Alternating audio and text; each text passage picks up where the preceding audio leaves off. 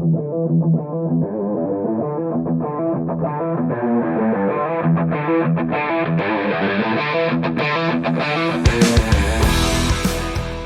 to the Automotive Diagnostic Podcast. We're going to explore ways to sharpen our diagnostic skills, find learning resources, and hear from experts in the automotive field. I am happy to have Automotive Seminars as a sponsor for the show. Now, if you're not familiar, Automotive Seminars is a diagnostic technician training company. They've got a website that there'll be a link to in the show notes. And what they offer is top-notch training to technicians like us in the field. I've been taking their training courses for years and have got a ton of benefit out of it. They've got top-notch instructors, John Thornton, Scott Shotton, Scott Manna, and every other month they've got a 2-night course that you can sign up for. Join in, ask questions, and afterwards, you've paid for the course, you can access a recorded version whenever you want. You can rewatch the class 2 years later in case you wanted some details on it, and that is a fantastic feature. So make sure to check out the website to see what courses they have available and what's coming up in the future. Hey, what's going on, automotive world? Welcome to another episode of the Automotive Diagnostic Podcast. My name is Sean Tipping. I will be your host once again for this week's episode. Thank you so much for joining me. This week on the show, I'm going to share a case study on a 2017 Cadillac CT6. And the issue with this vehicle was no audio or response at all from the infotainment system, and the obvious symptoms that were customer facing was that there was no audio, but then also there was nothing on the display screen for the center of the dash. So the shop that I was working with on this vehicle, they had actually replaced a couple components, and we were initially called in just for programming. So that was the initial touch on the vehicle. And actually I had first dealt with this vehicle a few months ago when they just called us in to program a used radio, which that can get tricky on some of the newer GMs. This is a Global A vehicle, and the radio is one of the modules that has the environmental identifier, which is a PIN code, essentially has to match all the other modules: ECM, TCM, BCM, SRS, cluster, airbag. I said SRS. There's a number of modules that has to match up to. So that's not the super important part about this, but just so you're aware, if you're going to try to do a used radio on one of these, it may or may not work with the standard TLC method. Anyways, when we got there to program this radio for them, it programmed, it communicated, but it didn't change their situation. They still had no display on the panel, the infotainment display, and no audio. Now, there were some codes in there, but they did not have us dig into it like a full diagnostic. I did mention to them that, hey, there is a internal fault code in the HMI, which is Human Machine Interface module, and I said that could be, where the actual fault is. Any of the modules that fail on these particular type of GM infotainment systems can cause the whole thing to go down. And we'll talk more about the specific system, but this is prior to me really jumping in to any sort of diagnostic on this thing. I was just, hey, your radio didn't fix your problem. And then this is, the module that's setting a code is internal fault code with the HMI. So if you guys want to look at that or have us come diag, and I didn't hear anything else about the car for several months. So I didn't know what happened to it. I just kind of forgot about it, honestly, because they paid us for the radio programming, and that was that. And then last week calls me, said, hey, we finally got a used HMI module for this thing. Could you come program this? And okay, cool. So I get into it, and again, doing the HMIs used, changing the VIN number can be a little bit tricky. There are ways to do it. Anyways, again, not the main part of this episode, but I did have some struggles getting the HMI program correctly and getting the VIN in there, even using the methods that I have proven to work in the past. But it was at this point, after I'm trying to program it, that I'm starting to realize I'm like, I think there's other problems with this thing. Was the internal fault code of the HMI a problem? I don't know. Maybe I can figure that out with the original, but I think there's more going on here. So I talked to him. I said, hey, I think we need to do an actual diagnostic on this thing. Do you want me to dig in and figure out what's going on? And then at that time, he also told me that he tried replacing the screen. I think they were just chucking parts at this thing, hoping they would get it to work. And I said, let's do a diagnostic and we'll figure out what's going on. And this car proceeded to kind of kick my butt. So I'll tell you about that, but I'm going to just explain the system briefly if you're not familiar, for the infotainment system on this General Motors product and others. The newer vehicles like 2020 plus use more of a Ethernet based system for the infotainment. And then if you go back prior to like global A stuff, you don't see any of this. But from that like 2013-ish to 2020-ish range, this is where you're going to see the GM MOST system. Now, you've probably heard of MOST or dealt with it on European models where it uses a fiber optic cable in order to transfer information for the infotainment systems. You see this on Mercedes vehicles, I think BMWs as well. And that's not the same as this, although the system name is the same. It's Media Oriented Systems Transport. And it's just a communication network between infotainment modules. But when we're talking about transferring audio and specifically video information, we need something that can communicate very fast and transfer large amounts of data very quickly. And that's where they usually rely on these MOST systems for the infotainment. Now, GM's MOST system is a little bit different than the fiber optic setup. I think the idea of communication is the same between the two, but GM uses a copper wire setup in order to link the modules together. Now, that's why this is different than the fiber optic one, and the testing is a little bit different because with the fiber optic one, you can't exactly like scope it. There's ways to check it, and you can actually just look for a light at the end of the fiber optic cable. This one's going to be electrical signals, similar to a CAN network, but part of the reason I wanted to talk about it is there are definitely some differences between a MOST system and a CAN system. Okay, so surprisingly enough, I had not really dealt with one of these system failures before. Like, I've worked on a lot of GM vehicles and I fixed problems in the infotainment system. Like, I've touched it, I've looked at it, but usually what it's come down to for me, in my experience, fixing these is it just ends up being there's a bad module, right? I've had the human interface modules just not communicate. And of course that causes an issue with the MOST bus. We'll talk about that. But you can't communicate with the scan tool. And so you're just going after that module, you're replacing it. Same thing for the radio. I've seen that happen as well, where the radio is the failure point, you replace it, and that's it.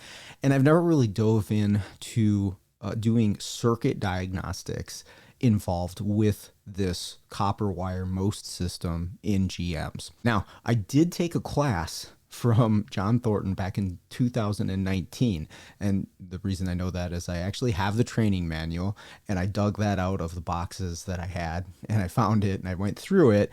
And it's one of those things where, like, I remember taking the class. I remember learning about the system. That was the first time that I'd really sat down and had someone explain to me how this system works, but I never applied it in real life. So, like, I had the idea of the ring style communication that they use, and the radio is like it's the central hub. It's the first module. It is the module you're going to use for diagnostics, and then it sends out communication in a ring style, and then it comes back to the radio. This episode is brought to you by AutoRescueTools.com and Isaac Rodell. If you are looking to get into module programming, but you are not sure what kind of laptop you're going to need or how to set it up for programming, Isaac is your guy. He can set up laptops specifically to do control module programming for specific brands with partitioned hard drives. and all the software that you're going to need to do this. He also sells key cutting equipment, scan tools, and other diagnostic equipment. I bought some stuff from him in the past, and the support is phenomenal. So I highly recommend checking out the website. Again, that's autorescuetools.com. The link will be in the show notes. So whatever modules are involved on this MOST system, the radio starts the communication. And if you're looking at the diagram, there's actually little arrows that point the direction of normal communication, which, looking on the diagram, is going to be in a counterclockwise direction. But follow the arrows on the diagram just in case there's one that doesn't set up that way. But you can see the arrows, and it's different than CAN in the fact that communication normally is only going to go in one direction and then loop back to the radio, and it's a ring of communication. And so if you have a break somewhere in that system, you have either, an actual circuit issue, or you have a module offline. And that's the other important part is if you have a module fail, like let's say it loses power, it loses ground, the module's just junk, it's not turning on. It is not like a CAN system where if you think of a GM daisy chained CAN system, right? You have 2 CAN lines that go to the module, you could say in, and then 2 that go out. Again, CAN's different because it's not moving in one direction. But even if that module didn't have power, didn't have ground, and I should be careful what I say there. I'll make an asterisk there, but let's just say the module's offline. It's not talking.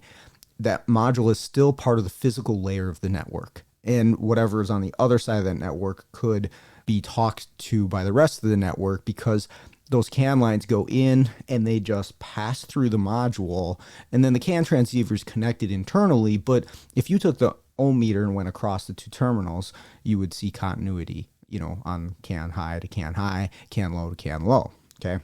Now, the asterisk there is, yes, you can have a module that loses ground and it corrupts the network and nobody talks. That's a different story. But what I'm saying is, as far as the physical layer goes on those style, you have connection through the module. That's not true on the MOST system. So if you have a module that's offline, it essentially becomes a break in the system. Okay. You actually truly do have an in and an out on these MOST circuits. And if that module's offline, even though physically connected with the connector, it is now a break in the system. Okay. Now, GM has a way of determining where this break is in the system. And this is where I recall the class and I recall the method in order to determine, where this break is using a scan tool. And this is the other part that I definitely want to make clear, because you're not looking at a diagram. This MOST system, you're not actually directly connecting to it with a scan tool. And this is just going to be between the modules involved with the infotainment system. You are going to talk to the radio, and you can talk to these other modules as well, and you can look for codes, but the radio is going to be the best place for you to go in order to diagnose what's actually going on. And you're talking to the radio through the low-speed GM LAN in most cases. So the scan tool is coming in on a communication network that is hopefully complete, and then you are going to be diagnosing what the problem is with this MOST circuit, but through the radio, right? So you're not directly connected to it. So something to consider there. Now, again, I had remembered taking the class from John, and that there was a method to determine where the break was in the system, if there is a break, and there's a code. It's a U0028 that will set for the MOST bus system. And you can go into either the data stream of the module, or there's a special function, which is MOST bus circuit diagnostic starting point in the radio itself. And they actually updated this somewhere along the way. I think when they first came out, this didn't exist within the MOST system, but there is a data parameter on some of the newer options where you can see this. But the old school way is, this still happens within the system. When there's a fault, the communication will actually reverse direction. So if you think about it going in a counterclockwise direction, when there is a noticed fault within the system, the communication then moves the other way, right? Because again, it loops back to the radio. It starts and ends at the radio. So you have 4 communication lines going in, okay? Now, it is going to reverse direction and go out the radio, and then it will see what's the last module that it can hit going the opposite direction. And this will be the surrogate most master, is what they call it, a replacement for the master node, because each module sets itself up as a node on this network, okay? And you could count the numbers and then figure out where the break was based on the scan tool data that you have, who was the surrogate most master. And I had never actually utilized this knowledge out in the field. I kind of had the basis of it, like, okay, you're supposed to, count backwards on the diagram, and then that's the module that the communication could reach, meaning that the break has to be, somewhere between here and here on the diagram. Okay. And if that didn't make a whole lot of sense, just audio, I'm going to give you some references here where you can see some good visuals on this system. And honestly, looking at the factory wiring diagram, don't even bother with the aftermarkets. Looking at the factory wiring diagram with these really does help. It's a very nice visual. And then you can also utilize the diagrams and the RPO codes to figure out what module it has, right? But again, I'm sitting there with this car and I'm trying to figure out what's going on with it because I have no infotainment options at all. And I heard a good quote this week is you can rent wisdom for free, but if you want to purchase it, you have to do it through pain. And it's not my quote, and it didn't have anything to do with automotive, but I thought about that while I was working on this car, and I'm like, it's so true of automotive, right? We can go to classes and stuff, and we can learn this stuff, and you can have the basic knowledge about it. You can get yourself ahead, but man, if you really want to have that like ingrained in an actual skill set that you can just hop in and use it on a car, you usually have to go through it yourself. You usually have to actually apply it, maybe get your butt kicked a little bit, struggle, and have to figure something out in order for that to really be yours and a piece of your diagnostic or automotive skill set. And it was definitely the case with this because I was fumbling through it from my knowledge of the class. Granted, this was, 7 years ago that I took it. And I've seen things here and there. There's been some really good posts about this, but again, just never applied it. I never had to dive into a circuit issue with the MOST bus. So on this car, all of the modules that were involved did communicate, okay? And there was quite a few. This thing was fully loaded. It has like the DVD or the video screens that come up from the back seats and everything. So it's got the radio, the human interface control module, there's a infotainment touchpad, which is actually on the center console, the media disc player, which is in the back of the center console. The instrument cluster is actually part of this MOST bus as well. And then it also has the amplifier in the trunk and then back to the radio. And I think I may have done a couple modules out of order, but that's pretty close to the order of the circuit on this one. Now, here's the thing.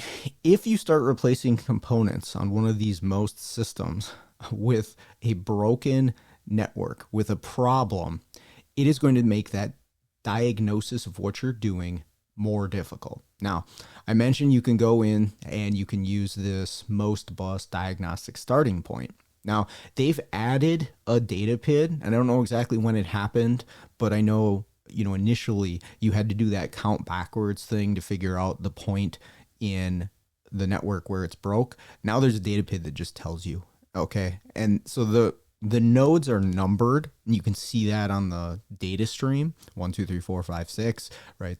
The radio is going to be 0 in some cases, but it'll have a number applying to each one of the modules on there. And then it will say, hey, there's a break between here and here, between 1 and 2, between 3 and 4. And that data PID kind of does the hard work for you of, okay, I need to look between this module and this module in order to find out, where my break is. And again, it could be the module itself. That's definitely a possibility, but it could be a wiring issue as well. And I'll talk a little bit about the wiring. But when you introduce, especially a new radio, or in this case, a used radio, into a system that's broken, it's going to make things much more confusing for you. So here's my suggestion. If you replaced a module or somebody replaced a module and it didn't fix the problem, I would highly suggest going back to the original module, because it's actually going to have the information from which modules were on there, and it will be able to give you a much better starting point. So I wasted some time with the used radio and the used HMI in there, trying to figure out what was going on. And I eventually went back to putting the original components back in. Now, the HMI did have an internal fault code in it still, so we weren't sure if we were going to have to replace that or not. But what I really want to do here is start fresh. And so the only thing that was in there was the infotainment screen, which, by the way, is not even on the MOST bus on this one. It communicates on a separate network, but it was blank. There was nothing there. You could get the reverse camera to come up. So I did know the screen worked, but none of the infotainment, you didn't get any options through the screen, none of that stuff. But anyways, that part of it doesn't matter because it's not part of this. But once I got the original radio back in, I was able to utilize the where the break was in the system. Now, it was kind of confusing, again, because I really hadn't been through this before. And I had to go back into the training and read up on it, that when the communication fault is recognized within this MOST system, the communication then goes clockwise, the opposite direction, okay? So again, it was radio, HMI, touchpad, media player, cluster, amplifier, back to radio. That was the order of this circuit and the modules in line. And what it was telling me was that there was a break immediately, basically between the radio and the amplifier. And it took me a while to figure that out. Again, I struggled with that, and I had to really understand the nodes and how they are numbered, and then how it reacts when there is a fault. And there's a lot of literature on this. You can look it up in GM Service Information. I'm going to give you a link to a post on Diagnostic Network that a gentleman from British Columbia did like an extremely good write-up on GM MOST systems. He's got screenshots and diagrams. If you want to really learn the nitty-gritty, which would be pretty tough to do over audio, I'd suggest going to check this out. I don't know if John still does his class. It was in a GM Diagnostics class where he had the stuff on the MOST bus. I don't know if he does that one anymore, but if that's available, check that one out as well.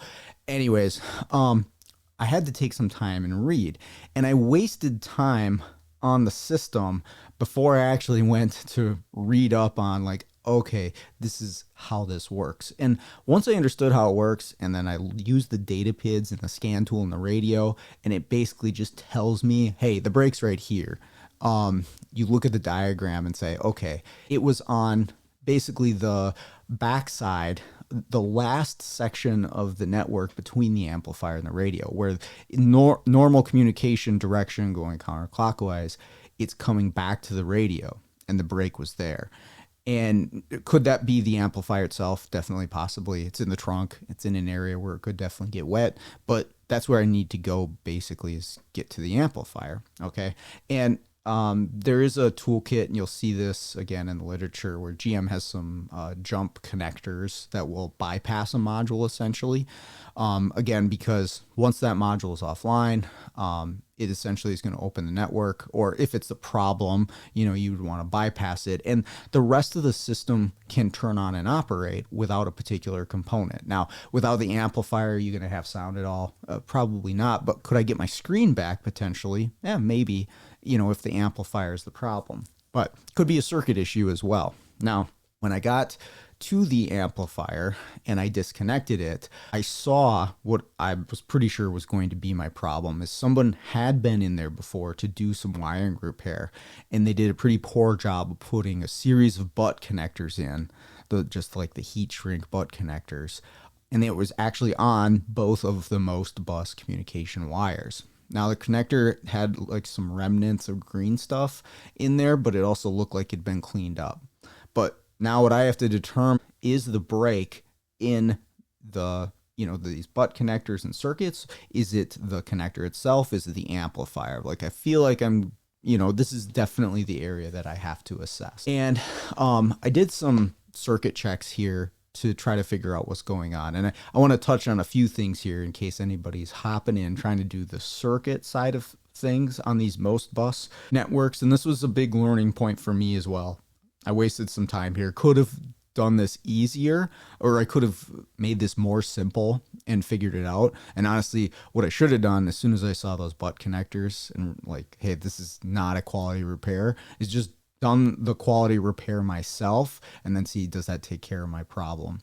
Also, I could just bypass it. Bypassing it did not work in this case, kind of proving that it was a circuit issue rather than the amplifier. But anyways, I did try to do some scoping of the network to see if I could, manipulate the circuit and get things to happen. Now, a couple things here that you should probably know. And again, John had some great stuff once I looked at the training manual on scope patterns with the Pico. You're only going to see about 300 millivolts either in a positive or negative direction on each side of the network. And it says within the literature, you see about a 1.2 volt total difference in voltage fluctuation if you're to look at the peaks and valleys. But it's a very fast moving signal, and so you're not going to see data packets like you would be used to. It's just kind of noise on the circuit. And you can look at both sides, but one thing I did find is if you take two channels from a scope, and obviously the black lead's going to be grounded, and you go across the network, this will actually take the network down. And that was using a Pico scope, 4425. I don't know if a different scope impedance would be different, but that was enough. Like, I still saw a signal, but it was enough to basically kill audio. And I proved this once I had the problem fixed, and I did that. I was just like, I want to see, with no issues in the system, if I hook up my scope to it, is this going to be an issue? Is it going to actually take the network down? And it did. And so that's something you would want to know, because if you're trying to diagnose like an intermittent issue, doing it while a scope is connected to each side with a couple channels, that can take the network down. And I had some issues with my U-scope as well when I went across the network just with a single lead, where that was enough to actually disable the audio in the system. So keep that in mind, as this communications network is very sensitive. And what you should be using, in my opinion, is actually the scan tool data PIDs. And there's a data PID that says the amount of MOST bus breaks. And you can actually watch this in real time if you're trying to find an intermittent connection. Wiggle wires, watch the scan tool. That's the way to do it. Now, could you scope it? Sure.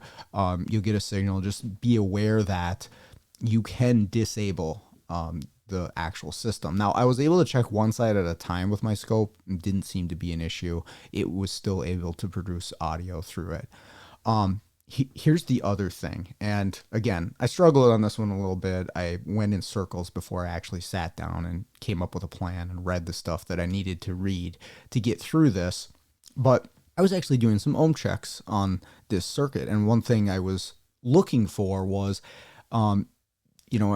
is the network shorted together at any point? Okay.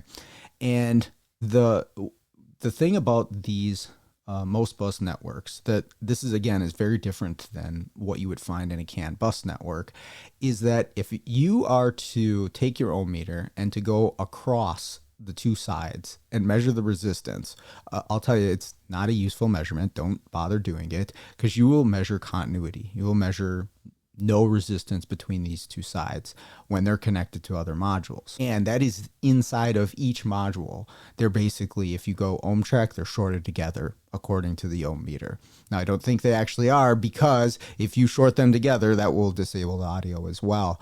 I'm sure it has something to do with the transmitter receiver function of what the internal circuitry. I don't know exactly what it is, but if you ohm it, I know it will show you shorted. And that threw me for a loop for a little while too. Again, because if you actually do short the wires together, that's a problem. That will take out that network, and I did it, and I touched them together, and okay, this takes out the network. So that would be a problem. But if you're looking for two MOST bus wires that are shorted together, you are going to have to disconnect them from all modules, right? So let's say we're working between the instrument cluster and the amp, and I suspect that the wires are shorted together, because it's totally possible that could happen if, a harness is smashed somehow or another.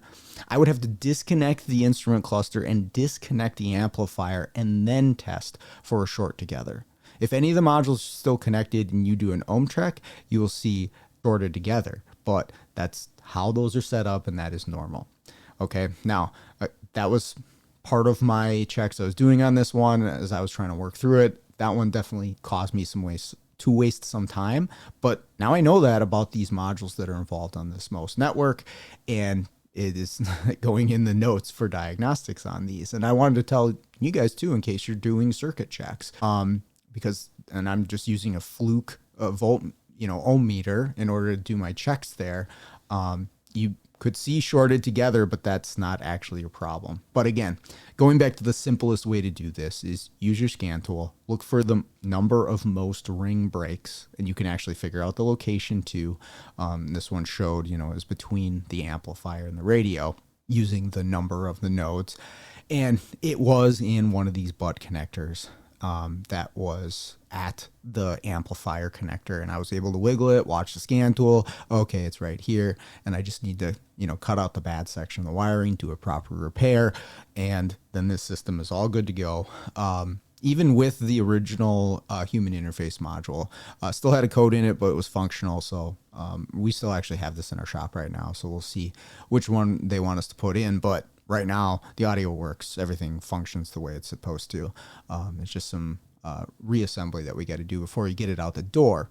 But anyways, I just wanted to go through that with you. I'm going to put some information up in the show notes so that you have some references for information on these. Again, there's a post on diag.net from a guy. I'll put his name in the show notes. I think it's Martin. Excellent write-up if you want to learn about these systems. And then again, I don't know if John still has a class available out there, but he had some good stuff. You can also read this in service information as well, and GM has a lot of information there too. So that's going to do it for today. Hopefully you found that interesting, and maybe you run into one of these systems and you can be a little bit more prepared than I was in the moment. But thank you for listening. I really appreciate it. Let's get out there, start fixing the world one car at a time.